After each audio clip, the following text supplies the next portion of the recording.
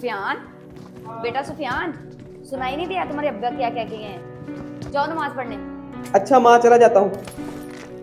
पता तुमने सुबह से कोई काम नहीं किया, कोई सामान नहीं लेके, कॉलेज भी नहीं गए, सारे काम तुम्हारे अब्बा कर रहे हैं सुबह से। माँ चला जाता हूँ, बार बार एक ही बात करी जा रही हैं। जाए आप अपना काम करें, चला जाता हूँ।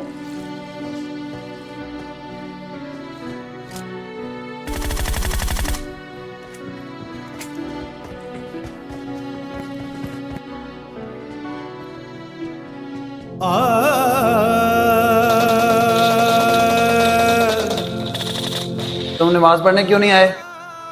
वो अब्बा, मुझे पता नहीं चला, मैं गेम खेल रहा था।